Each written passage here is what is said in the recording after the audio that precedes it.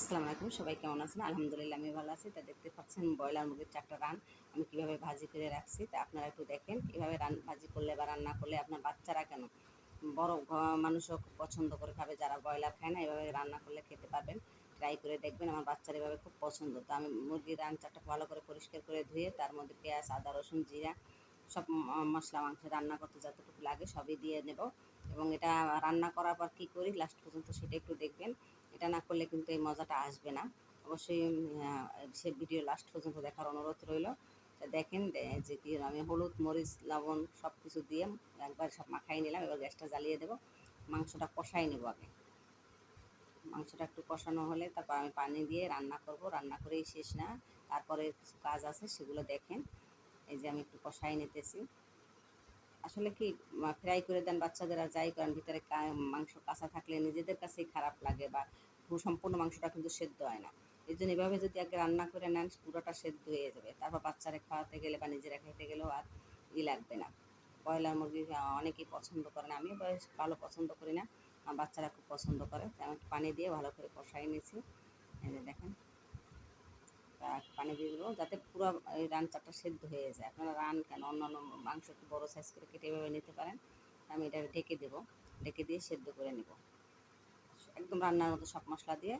যাতে মাংসটা কিন্তু আমার সেদ্ধ হয়ে যাচ্ছে, ঝোলটা টানাই নেব। ঝোলটা টেনে গেছে, এই দেখেন ঝোলটা কিন্তু একদম টেনে গেছে।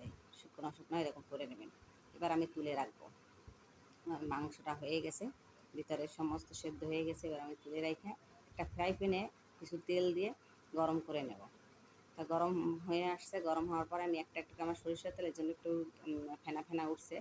আপনারা যে তেল খান না কেন, এই যে রানসারটা আমি আবার ভেজে নেব। আমি দিয়ে দিলাম, দিয়ে একটু সময় অপেক্ষা করবো।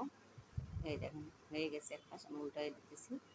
তেলটা গরম ছিল তাই তাড়াতাড়ি হয়ে গেল। এই যে এভাবে উল্টাই পাল্টাই ভেজে নিতে হবে। আমি উল্টাই দিলাম, এবার ঘুরে ঘুরে সব পাশ এইভাবে একভাবে লাল করতে হবে। এরপরে যে মশলাটা রাখছি তা দিয়ে লাস্ট পর্যন্ত কী করে একটু দেখেন।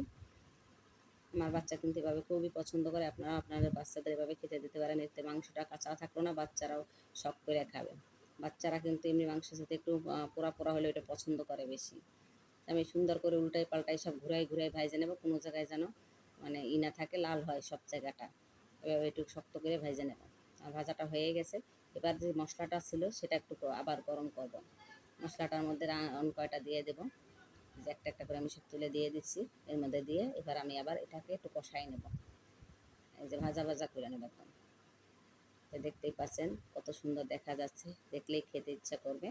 এরকম যদি করে দিতে পারেন আসলে সবাই, বড়রা ছোটরা সবাই পছন্দ করে খাবে। এই যে আমার হয়ে গেল, ভালো করে একটু সময় নিয়ে ভাজা ভাজা করে এই যে শুকনো শুকনো হয়ে গেল। মশলাটাও কিন্তু পড়ে নিই। এই যে দেখেন কত সুন্দর হয়েছে। তো সবাই ভালো থাকবেন। আল্লাহ হাফেজ।